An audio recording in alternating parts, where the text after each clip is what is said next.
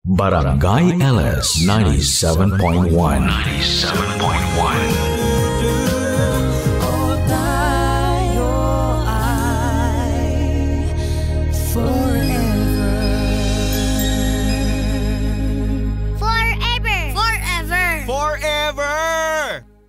Dear Papa Dudut, una po sa lahat ay binabati ko kayo at ang lahat ng ating mga kapuso at kabarangay ng isang magandang araw.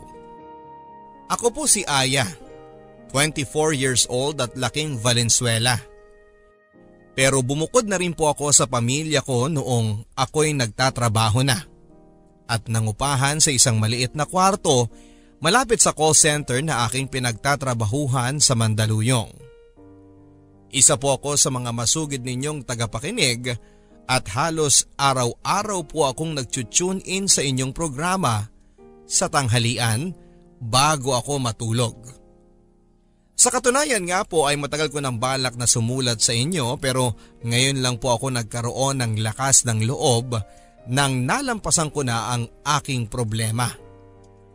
Ito po ay tungkol sa aking ex-boyfriend na si Ron.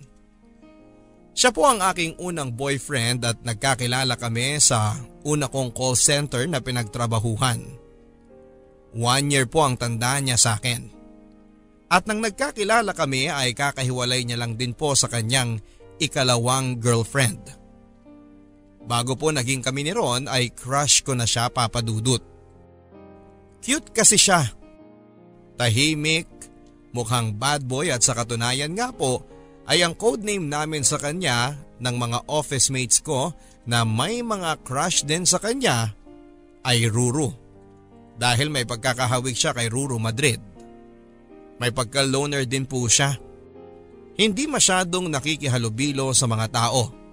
Kaya mas nagiging maapil po siya sa aming mga girls at gays dahil may pagka-mysterious po siya sa kanyang aura. Ni sa hinagap ay hindi ko po akalain na magiging close kami ni Ron. Dahil nga po parang wala siyang pakialam sa mga tao. Pero nang naging magka-teammate po kami at naging magkatabi sa cubicle, ay doon na nagsimula ang aming pagkakaibigan. Noong una ay matipid pong magsalita si Ron kahit na dinadaldal ko siya. Pero nang tumagal ay unti-unti na rin po siyang nag-open up sa akin. Friendly po kasi ako, Papa Dudut. Exact opposites kami ni Ron. Kung si Ron ay trabaho bahay lamang, ako naman ay kadalasan na nag-i-stay pa sa opisina para lang makipagkwentuhan o sumama sa mga kaopisina ko kapag nagkakayayaang kumain sa labas o mag-videoke. And eventually po, nang nagkaroon kami ng team building ay napilit ko rin si Ron na sumama sa amin. Akalain mo tong si Ron? May side palang ganyan? Oo nga nakakagulat. Ibang level ka, Aya. Maski ba to napapalambot mo, ah? Baka mamaya malaman na lang namin kayo na. Gagi. Pero why not? Ay sige, suko na ako ah. 3:00 na ng umaga. See you lunchtime, guys. Ako rin. Orlox na ako. 24 hours na akong gising. Ano ba yan? Wala pala kayo eh. Oo nga, 3:00 pa lang oh. Actually, kaya ko pa naman. Kaya lang, baka malaking hadlang na ako. Ano? Basta, sige, good night, Ron and Aya. Oh, ikaw naman kumanta. Hindi, sige ikaw na. Mukhang bitin na bitin ka pa eh. Hindi naman. Ngayon lang ulit ako nakapag-videoke after ng mga 1 taon. Ha? Bakit naman? Sa totoo lang, pastime kasi namin to ng ex ko eh. Ay, sorry naman. Hindi, okay lang. 4 months na rin naman kaming hiwalay. 4 months? Medyo fresh pa rin yun ah. Mahal mo pa? Hindi na, ano? Defensive. Hindi, kinalimutan ko na yon. If you don't mind my asking, bakit kayo naghiwalay? 2 years din kayo, no? Nanlalaki siya. Ha? I'm sorry. Lasing na nga siguro talaga ako. First time ko yung aminin sa ibang tao Paano mo nalaman? Nag-aaway kami. Tapos akala ko magkakabalikan pa kami. Yun pala, may spare tire na siya. Parang naghanap lang siya ng excuse na makipaghiwalay sa akin. Pero tumatiming na lang siya na iwalayan ako Hayop na babaeng yun. Ay nako, kumanta na lang tayo. Hindi ko talaga mapapatawad yung babaeng yun. Alam mo ba kung gaano kasakit sa lalaki na lokohin ng babae? Sobrang sakit sa pride nun, Aya. At ang malala nun, hindi ko alam kung gaano katagal na niya ako niloloko. Hayop talaga yung babae na yun. Magpasalamat sila, hindi ko pa sila nakakasalubong. Kundi mapapatay ko talaga sila. Ron! Kalma! Kalma lang. Hindi mo naiintindihan Minahal ko si Trisha, Aya. Hindi ko alam kung bakit niya nagawa sa akin yun. Niloko niya ako. Pinagmukha niya akong tanga sa lahat ng tao. Sige, ilabas mo lang. Pinagkatiwalaan ko siya. Pero sinayang niya yun. Hindi ko na alam kung makaka-recover pa ako o kung kaya ko pang magmahal ng iba dahil sa ginawa niya. Makaka-recover ka, okay? Malakas ka. Malakas kang tao at balang araw, mababawasan na rin ang sakit na nararamdaman mo. Nandito lang kami. Nandito lang ako. Salamat, Aya. Ikaw lang ang nakakausap ko. Huwag kang mag-alala. Hindi ko ipagsasabi kahit na kanino. Your secret is safe with me. You are safe with me.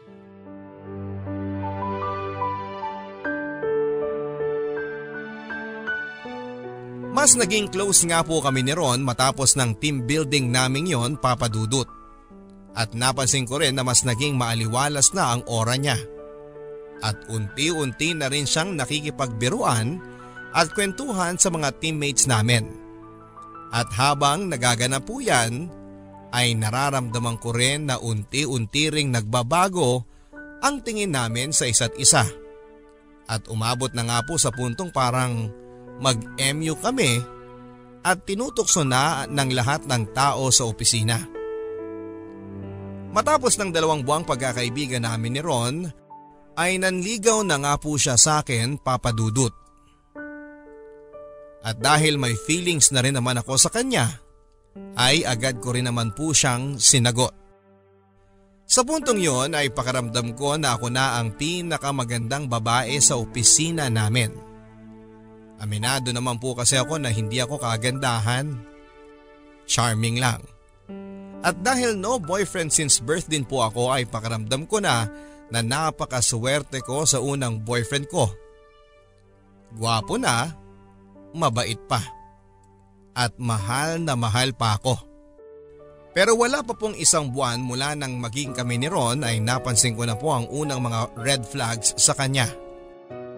Naging napaka-protective niya para sa akin at madaling magselo sa ibang lalaki. Nung una po ay kinikilig pa ako sa mga ginagawa niya at pakiramdam ko na parang prinsesa ako na binabakura ng isang knight in shining armor. Pero nang tumagal na, ay unti-unti ko nang nararamdaman ang pagkasakal sa kanya. Babe, upo ka muna dyan. Magme-makeup lang ako ng mabilis. Bakit kailangan mo pang mag-makeup? Sa binyag lang naman tayo pupunta. Palagi naman ako nagme-makeup kapag umaalis ng bahay At saka ano ba yung suot mong palda? Magpalit ka nga. Ha? Anong masama dito? Ang ikli. Ang ikli? Nasa tuhod ko yung haba nito, maikli. Basta magpalit ka na lang. Magpantalon ka na lang. Hindi bagay dito sa blouse ko yung pantalon Di palitan mo yung blouse. Problema ba yun? Ayoko, malilate na nga tayo pagpapalitin mo pa ako ng damit. Malay ko bang magsusot ka ng ganyang kaiksi? Ano? Ang OA mo naman Huwag ka nang marami pang sinasabi. Magpalit ka na lang. Ayoko, ito yung gusto kong suotin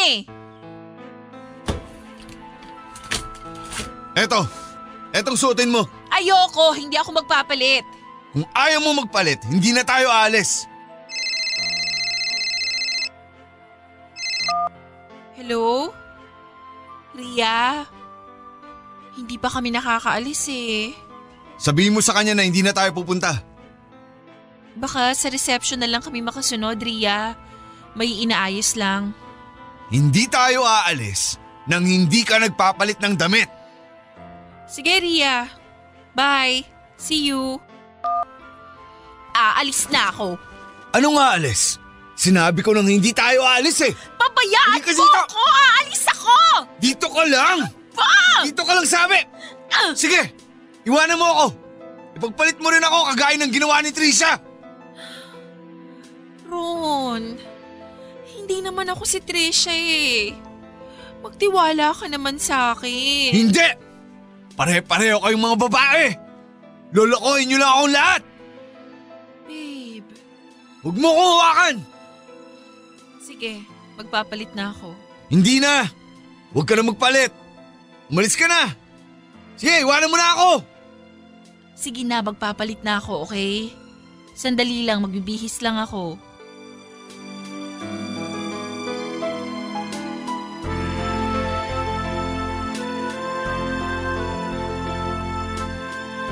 At naulit pa po ng naulit ang mga ganong mga sandali, Papa Dudut. Sa katunayan nga po ng tumagal ay parang nabago na nga rin po ang pormahan ko para lang hindi na kami magtalo ni Ron. Kapag nagsha-shopping nga po ako ng mga damit ay hindi na ako pumipili ng mga damit na nagugustuhan ko, kundi yung mga damit na sa tingin ko ay aaprobahan ni Ron. Maski ang pagmi-makeup ko po ay binabawasan ko na rin. Ang argumento po kasi palagi sa akin ni Ron ay bakit ko pa raw kailangang magpaganda at mag-makeup, gayong boyfriend ko na siya.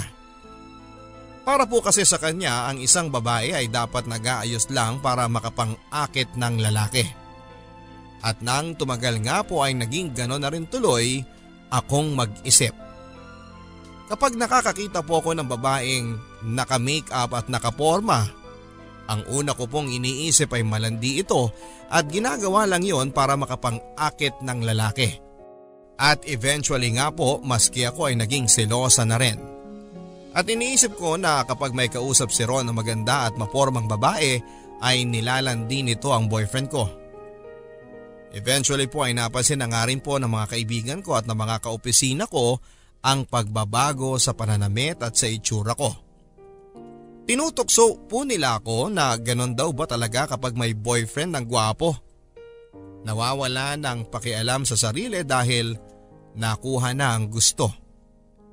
Kaya mas lalo ko rin pong naisip na tama nga si Ron. At tama lang na magpakalosyang na ako. Total ay may boyfriend na rin naman ako. Naisip ko rin po kasi noon na kaya lang naman po nagkakaganon si Ron ay dahil na-trauma siya sa kanyang ex-GF na si Trisha. Naisip ko na hindi naman kasalanan ni Ron kung naging paranoid siya sa akin at sa relasyon namin. Dahil minsan na siyang niloko ng babae. Naisip ko rin po na temporary lang naman siguro ang ganong pag-uugali ni Ron dahil hurting pa siya. Pero kapag nakapag-move on na po siya ng husto sa nangyari sa kanya ay magbabago rin ito. Ang kailangan ko lang din gawin ay intindihin siya at pagbigyan ng mga gusto niya habang naghihilom pa ang kanyang puso. Pero ang nangyari po, Papa Dudut, ay tila ako ang nagbago. Hindi ko namalayan sa pag-a-adjust ko kay Ron at sa pag-a-under ko sa kanya ay ang pagkatao ko mismo ang magbabago. Kung dati po ay masiyahin ako at outgoing, unti-unti na rin po akong umiiwas sa mga tao at tulad ni Ron ay naging opisina bahay na lang po ako. Tumatanggi na rin po ako kapag inaaya kami na lumabas sa mga kaopisina namin. At wala po akong kaalam-alam ay lumiliit na rin ang mundo ko. At halos kay Ron na nga lang po umiikot ang buhay ko. Pero sa kabila po ng mga ginawa kong pag-a-adjust at panguunawa kay Ron ay parang mas lumala lang po siya, Papa Dudut. At kahit na isara ko na halos ang sarili ko sa mundo ay patuloy pa rin ang pagiging siloso ni Ron. Oh, Bakit ka tumatawa dyan? Wala, may binabasa lang akong interview ni Ruru Madrid. Nanonood tayo ng TV dito kung ano-anong ginagawa mo. Commercial pa naman eh. Kaya nag-cellphone na muna ako. Ewan ko sa'yo. Uy, nagsiselos ka ba, babe? Hindi ako nagseselos. Uy, selos siya eh. Ano ba? Grabe naman to, ang sungit mo. Hindi ako nagsusungit. Ano na naman bang problema, babe? Alam mo na kung bakit. Ha? Ano? Anong ginawa ko? Nakakabastos eh. Ha? Nakakabastos ang alin? Yung pinapakita mo pa sa harapan ko na nagnanasa ka sa ibang lalaki. Ha? Yung kay Ruru Madrid? Seryoso ka? Bakit ka magsiselos doon? Artista yun. At saka kamukha mo naman yun eh. Wala akong pakialam. So ibig sabihin, kung hindi yan artista, papatusin mo? Kaya mo ako nagustuhan dahil kamukha ko? So kung may makita kang ibang kamukha niya na pakalat-kalat dyan sa kalsada, lalandiin mo? Ron, sobrang paranoid mo. Paranoid? Hindi ako paranoid. Alam na alam ko na yung mga karakas yung mga babae kayo. Ron, pwede ba? Hindi ako kagaya ng ibang babae. Hindi ako yung ex mo. Shut up! Malandi ka rin. Lahat ng babae, kapag hindi mo binantayan, malandi. So anong gusto mo? Sa'yo lang ako nakatingin? Sa'yo ko lang paiikutin yung mundo ko? Oo! Bakit? Ganon din naman ako sa'yo ah. Nakita mo ba akong tumitingin sa iba? Nakita mo ba ako naglalaway sa artista? Paano kung hindi ko kayang gawin yan? Paano kung ayaw kong gawin yan? Ano? So inaamin mong malandi ka talaga? Hindi ako malandi. Hindi ka lang normal. Anong sinabi mo? Anong gusto mong palabasin ha? Na may sira ako sa ulo? I'm sorry, hindi yun ang ibig kong sabihin. Yun ang ibig mong sabihin. Ang sama ng ugali mo. I'm sorry, hindi ko sinasadya. Nabigla lang ako. Bahala ka dyan! Ron, sandali! Kapag kasama ko po si Ron ay pakaramdam ko na kailangan kong mag-ingat sa bawat kilos ko, Papa Dudut. Isang mali lang na masabi ko o isang reaksyon lang na hindi pag-ingatan ay pwede nang masamain ni Ron at mauwi agad sa away. At palagi ako ang pinalalabas niyang masama. Insensitive at makasarili. Minsan tuloy ay pakaramdam ko na ang sama-sama kong tao. At dinadala ko po ang lahat ng ito ng mag-isa. Mula din po kasi nang naging kami ni Ron ay naging madalang na ang pag-uwi ko sa bahay. At halos hindi na nga rin po ako nakakalabas kasama ng aking mga kaibigan. Sa mga oras naman po na nasa opisina ako at mga pagkakataon na may kasama akong ibang tao ay hindi ko rin naman po nakukwento ang mga personal kong pinagdaraanan. Sinasabi ko na lang na masaya ang relasyon namin at clingy lang kasi kami sa isa't isa ni Ron. Kaya't hindi na ako nakakalabas. At habang kinikilig sila sa amin ay wala silang kaalam-alam na kasinungalingan ang lahat ng yon at malayong malayo na sa katotohanan. Pinoprotektahan ko rin po kasi si Ron sa maaaring isipin ng ibang tao, Papa Dudut. At ayaw ko rin namang ipaliwanag pa sa kanila ang mga pinagdaraanan ni Ron kaya siya nagkaganon. Pero ang hindi ko namamalayan ay sa pagpoprotekta ko kay Ron at sa pag-aalaga sa kanya at pag-iintindi sa kalagayan niya ay ang pagpapahalaga ko na pala sa aking sarili ang unti-unting nauubos. Naku, mabuti naman at napaunlakan mo na kami ngayon. Ba? Ilang buwan ka na naming hindi nakakasama sa galaan, ha? Oo nga eh.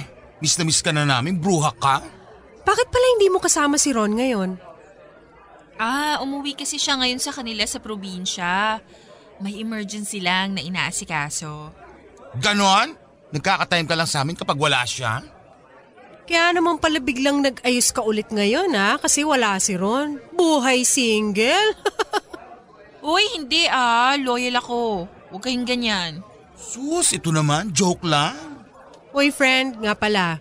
Marami raw opening ngayon sa Dubai. Mag-a-apply kami. Gusto mo, join ka na sa amin. Talaga? Naku, pero Si Ron na naman. Ayain mo rin siya. Naku, hindi papayag yun. Ayaw umalis nun sa Pilipinas. Andito yung comfort zone nun eh. Eh di ikaw na lang. Ayoko, ang hirap din kaya ng LDR. Sandali lang naman yun. Mag-iipon ka lang doon tapos babalik ka rin naman dito. At saka di ba dati ikaw yung atat na atat sa atin na mag-Dubai? O eto na nagmamas hiring daw yung kumpanya ng auntie ko doon at may maglalakad sa atin, walang problema. Oo nga, pilitin mo na lang si Ron na sumama. Hindi ko mapipilit yun. Mukha talagang seryoso na kayong dalawa, no? Oo naman. Eh anong plano nyo? Ayun, mag-iipon, tapos magpapakasal. Tapos siya na lang magtatrabaho. Tapos sa bahay na lang ako mag-aalaga ng mga bata. Wow, housewife material ka pala. Nagagawa nga naman ng pag-ibig. Teka, bakit ganyan ang mukha mo? Parang hindi ka naman kumbinsido, Aya. Ha? Hindi. Okay nga yun eh. Sauce? Aya, umamin ka nga. Nagkakaproblema ba kayo ni Ron? Kami? Wala. Bakit mo naman nasabi yan? Wala lang. At saka, hindi naman sa pag-aano pero para kasing recently nagbago yung aura mo. Oo nga, tama ka dyan. Paano nagbago? Dati kasi palagi kang high energy, bubbly, ganun. Tapos ayun, parang bigla kang kumalma. Pero recently, parang hindi ka naman mukhang in love. Parang mukhang pagod, ganun. Hindi. Ano kasi, stress lang sa trabaho. Sauce? Sige na, splok na. Tayo-tayo lang naman eh. Wala nga. Shucks, si Ron. Teka, sagutin ko lang to. Ron? Nasaan ka? Nag-dinner lang kami ni Mabel. Pambira. 2 araw pa lang akong wala dyan. Nagwawala ka na. Ron, si Mabel lang naman to eh. Sige na, sige na. Baka nakaka-istorbo pa ako. Hindi, uwi na ako. Sige na. Huwag na, dyan ka na. Magpakasaya ka dyan. Goodbye. Ron!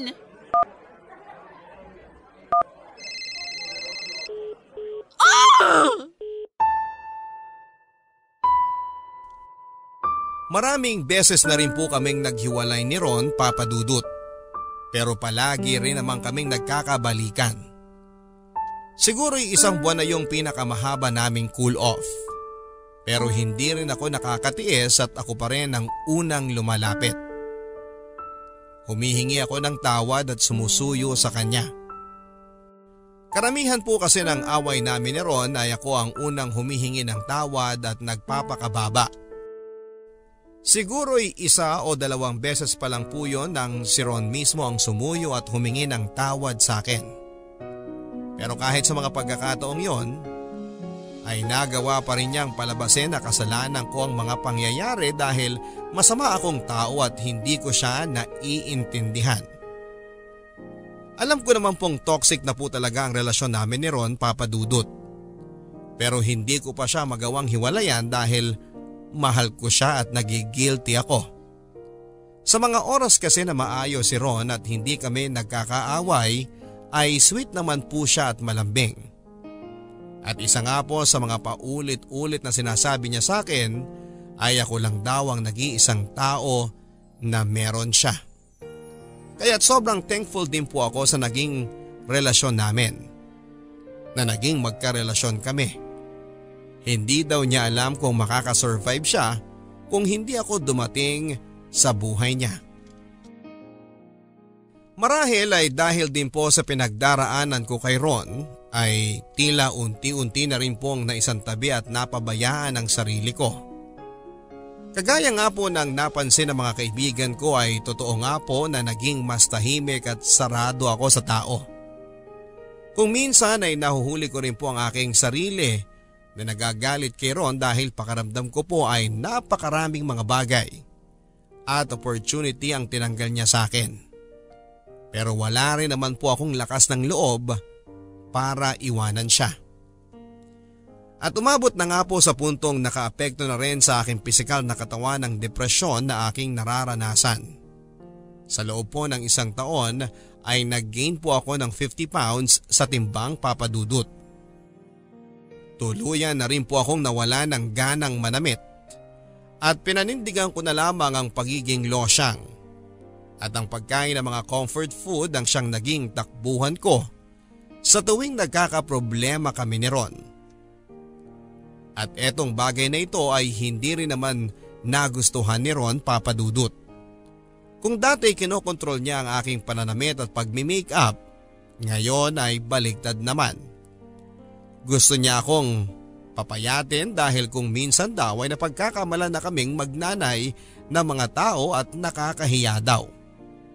Lahat daw kasi ng aking gawin ay babalik din naman sa kanya. At gusto ko raw bang isipin ng ibang mga tao na masama at konsentidor siyang boyfriend. Kaya naman dumating na rin sa punto na pinaghigpitan ako ni Ron, lalong-lalo na sa diet ko. Babe, inaaya pala tayo ni Mabel sa despedida nila sa 1 linggo. Ayoko. Ikaw, kung gusto mong sumama, edi bahala ka. O sige, hindi na rin ako pupunta. Bahala ka. Babe, try rin kaya nating mag-abroad. Napag-usapan na natin yan, hindi ba? Pero babe, mas mapapadali kasi tayong makapag-ipon kapag nag-abroad tayo. At saka marami daw hiring sa Dubai ngayon. Hindi tayo mag-a-abroad. Dito lang tayo sa Pilipinas. Okay.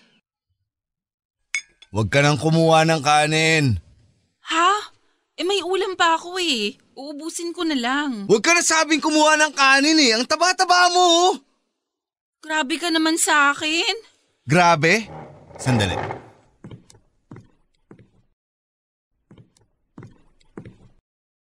Oh. Ano yan? Weighing scale. Tumayo ka dyan. Ano? Tumayo ka dyan at sabihin mo na grabe ako sa'yo. Ron! Tayo sabi! O, nakatayo na ako. Basahin mo kung ano nakasulat dyan. 185 pounds. Anong height mo? 5'3". Timbang ba yan ng normal na babae na 5'3" ang height? Hindi. Pwes, gawan mo ng paraan. Iligpit mo na yung pinagkainan mo. Oh, ano yan?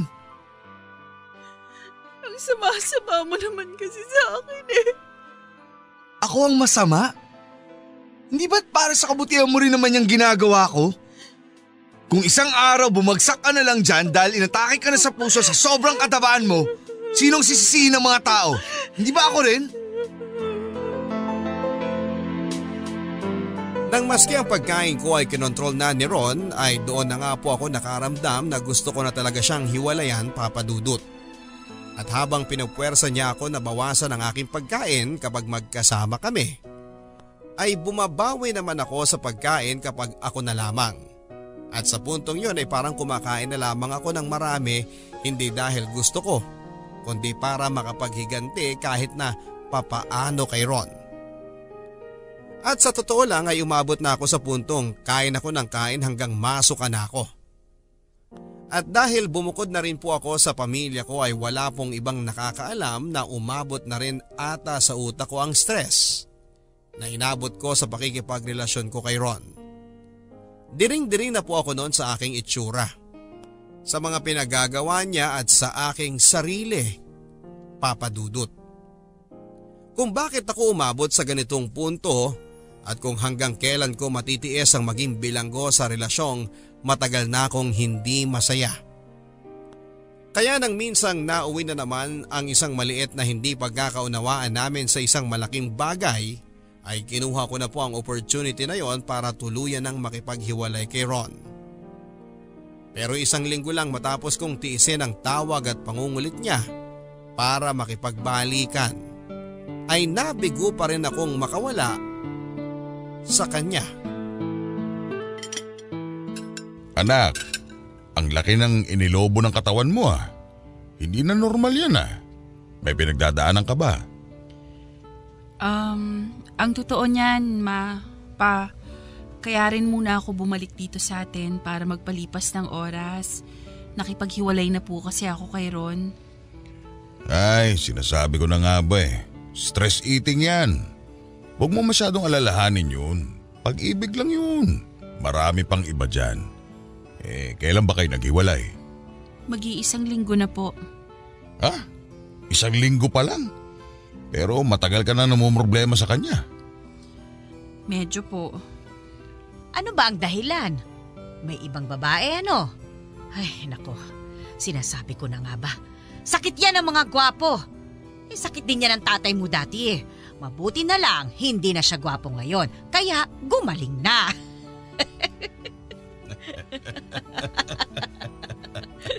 Sus, puro haka-haka ka lang naman sa akin nun eh. Wala namang problema. Teka, ano nga bang dahilan? May babae ba? Nako, iharap mo yan sa akin at bubugbugin ko yan. Hindi naman po. Wala naman pong third party. Hay nako, wag mo nang ipagtanggol. Pambihirang lalaki yan oo. Tumaba ka lang ng konti, ipinagpalit ka na sa iba. Tama na yan, makipaghiwalay ka na riyan ha? Marami pang iba dyan. Hindi nga po third party, ma. Sino kaya to? Unknown number eh.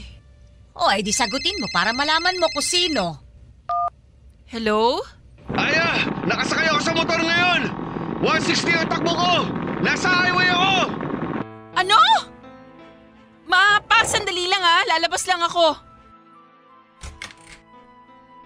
Ron! Anong ginagawa mo? Kapag namatay ako rito, tandaan mo, kasalanan mo to! Ron, please! Itigil mo na kung ano man yung ginagawa mo! Sa bilang ng 3, bibitiwan ko tong manibela! Habang tuloy pa rin ang takbo ng motor, titinapon ako at wala din ako dalang helmet! Tsaka ang magiging kamatayan ko! Ron, please! Itigil mo na yung motor! Huwag mo gawin yan sa sarili mo! Maririnig mo ang lahat ng daranasin ko hanggang uliining ako! Ron, please! Mag-uusap tayo! Please, Ron! 1! 2! Makikipagbalikan na ako! Ron, please! Itigil mo na yan! Hindi mo na ako mahal! Mahal kita, Ron. Please. Itabay mo na yung motor. Mag-uusap tayo. Hindi mo na ako mahal! Walang nagmamahal sa akin!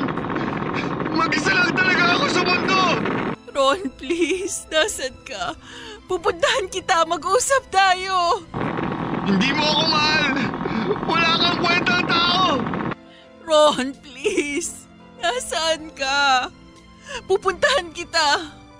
Mahal kita.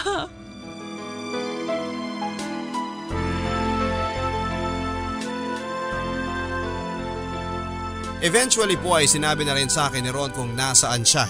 Sa Marcos Highway, nang marinig ko po ito ay agad-agad akong umalis sa amin sa Valenzuela. Naghanap ng taxi at pinuntahan si Ron sa Marcos Highway. Kahit na 11:00 na ng gabi. At sa buong kaganapan pong yun mula nang umalis ako sa bahay hanggang sa makarating na po ako sa kinakaroonan ni Ron, ay hindi ko po ibinababa ang telepono para masiguro ko na walang mangyayaring masama sa kanya. Sa awa ng Diyos ay natutong ko rin po ang kinakaroonan ni Ron Papadudut. Nakita ko po ang kanyang motor sa gilid ng highway at siya naman ay katabi nito. Nakaupo at umiiyak. Nagpababa na po ako sa taxi at nilapitan ko siya at tinabihan. Nag-usap po kami hanggang sa Bukang Liwayway. At nang umalis po kami sa tabi ng highway ay kami na ulit. Pero sa totoo lang po Papadudot sa mga oras na yon, kahit na sinasabi ko kay Ron na mahal ko siya at ayoko na may mangyari sa kanya at mawala siya sa buhay ko, ang totoo po niyan ay guilt na lamang po talaga ang natitirang umiiral sa akin sa mga panahong yon. At takot na maging ako ang dahilan ng pagkamatay niya. Sa mga panahong yon ay na-realize ko na parang ang tanging paraan lang para makawala ako sa relasyon namin ay kapag may namatay o nagpakamatay na ang isa sa amin. Ngunit isang araw sa hindi inaasahang pagkakataon ay naospital ang tatay ko at halos 1 milyon ang inabot ng aming nagastos. At dahil sobrang bilis ng mga pangyayari ay napilitan tuloy kaming mangutang kung kani-kanino para lamang mabayaran ang mga bills sa ospital at maipaopera kaagad ang ama ko. Nalaman po namin na may stage 2 cancer si Papa. At para maagapan ang paglala ay kinakailangan pong ipakimotherapy siya. Parang sinakluban po ng langit ang pamilya namin noon, Papa Dudut. At para makabawas sa gastos ay sinesante na rin po namin ang kasambahay ni na Mama at Papa. At kami na lang din po ang naghahalinhina ng pagbabantay at pag-aalaga kay Papa sa mga oras na wala kaming trabaho. At hindi ko po akalain na maski ito ay mamasamain ni Ron. Nung mga unang linggo ay okay pa kay Ron, pero nang tumatagal ay nagsimula na siyang mainis dahil nawawala na raw po ako ng oras sa kanya. Sa mga panahong pong yon ay patuloy pa rin ang pagbabantaan ni Ron ng pagpapakamatay. Kaya naman pakaramdam ko ay hinahati ako ng 2 taong nag-aagaw buhay. At wala akong kalaban-laban sa sitwasyong yon. Isa na lang po to pa. Hindi ko na kaya. Busog na ako. Dali na pa. Kukunti pa lang ang nakakain mo. Kailangan mo magpalakas para sa chemo. Sige na nga. Very good. O sige, itatabi ko na to ha. Bukas, dapat mas marami ka nang makain, ha? Anak, naisip ko, wag na kaya akong mag-chemotherapy. Ano ka ba pa? Paano ka gagaling yan? Sobrang hirap, anak. Sawang-sawa na ako sumuka. Mas mabuti pa siguro na mamatay na ako kesa naman ganito. Wala pang kasiguraduhan kung gagaling ako. Pa, kumapit ka lang, okay? Gagaling ka. Manalig ka lang. Huwag kang magpapatalo sa pagkahina ng loob. Marami dyan gumagaling sa cancer. At isa ka doon, okay? Pero anak, sobrang gastos na rin eh. Ayoko namang mabaon kayo sa utang ng mga anak ko. Matanda na ako. Nakapag-enjoy na ako sa buhay. Yung gagastusin niyo sa akin, ipunin niyo na lang para sa kinabukasan ninyo. Pa, hindi. Huwag kang magsalita ng ganyan. Magiging miserable ang buhay naming lahat kapag nawala ka. 55 years old ka pa lang. Bata ka pa. Ni hindi ka pa nga senior citizen. Ayoko namang hindi na kayo makapag-asawa dahil lang sa kababayad sa mga utang natin sa pagpapa-ospital ko. Shh! Huwag mo nang isipin yan pa, okay? Mag-relax ka at ifo-focus natin lahat ng atensyon sa pagpapagaling mo, okay? Para mabilis ka nang makarecover. Sagutin mo na yan. Kanina pa yan tawag ng tawag sa'yo. Sige na, inaantok na rin naman ako at makakatulog na ako maya-maya. Sige po, pa. Labas lang po muna ako.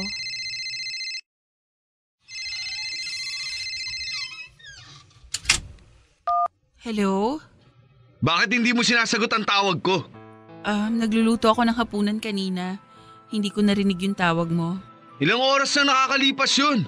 Hindi mo man lang chinek phone mo kung tumatawag na ako? Sorry, busy kasi dito eh. Anong oras kita susunduin dyan? Ano kasi, may emergency daw si ate sa opisina ngayon. Hindi niya masabi kung kailan siya makakapunta dito. Ano ba yan?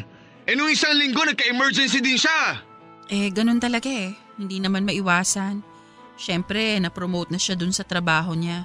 Mas marami ng responsibilidad. At ikaw, paano na ang mga responsibilidad mo? Babe, responsibilidad ko si Papa. At ako hindi. Ilang linggo na akong malungkot at nag-iisa. Parang wala akong girlfriend. At sigurado ako, ginagamit mo pang rason niyang tatay mo para hindi makipagkita sa akin. Babe, ano ka ba?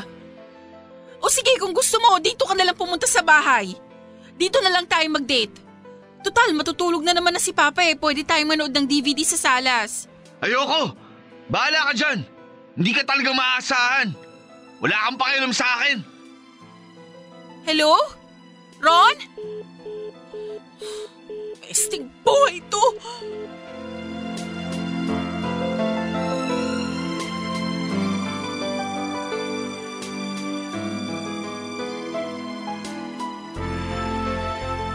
Kahit na galit na po ako kay Ron ay hindi ko na rin po siya magawang iwanan.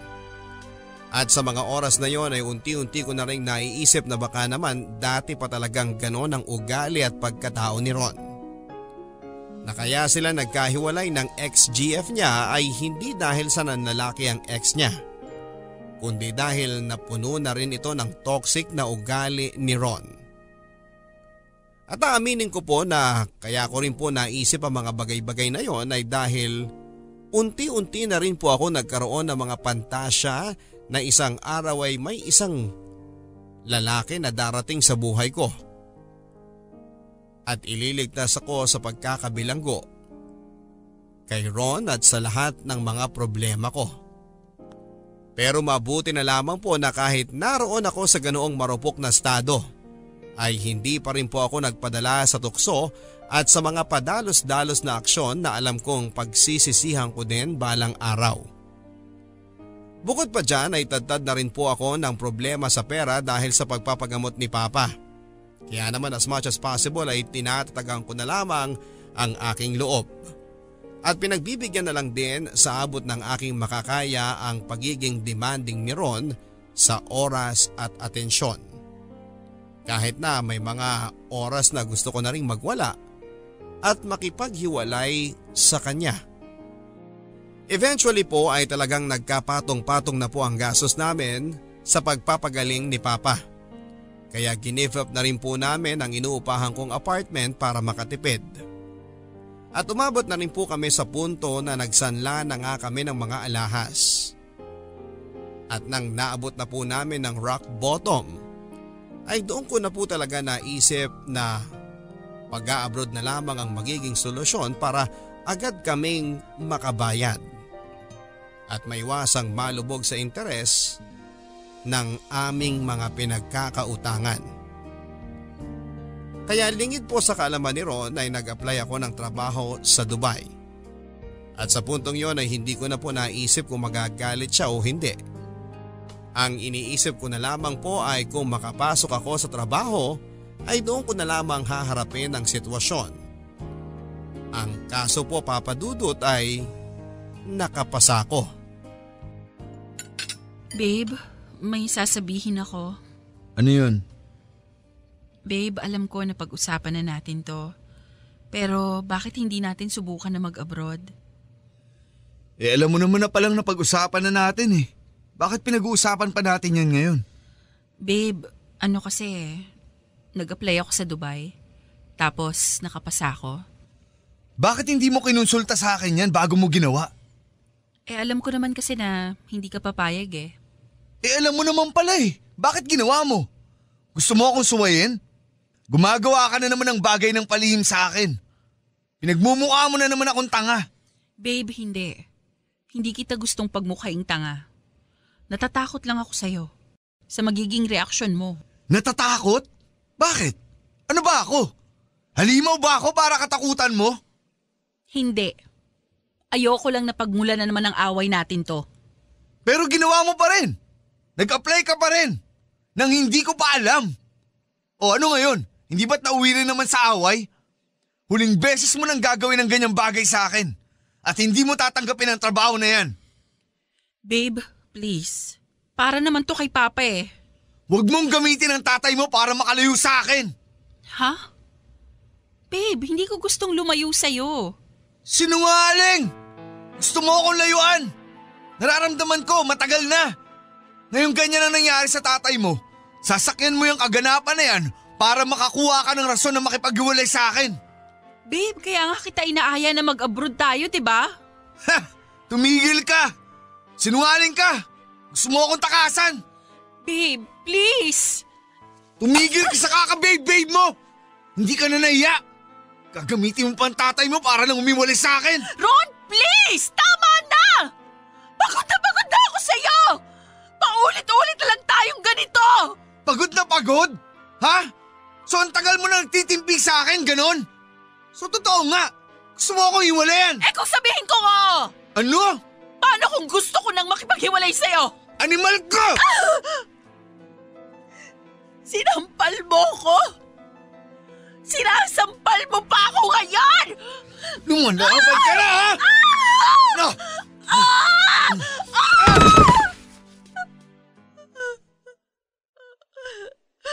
I hate you! I hate you! Babe, sorry. Sorry, nabigla lang ako. Huwag mo akong hawakan! Layuan mo ako! Babe, I'm sorry. Nabigla lang ako. Mahal na mahal kita. Bitawan mo ako! Huwag mo akong hawakan! Babe, please naman. Huwag mo akong matawag-tawag na babe! Tapos na tayo! Wala kang kwentang tao! Saan ka pupunta? Tulong! Tulong! Sige! Iwanan niyo ako lahat! Katulad ka rin nila!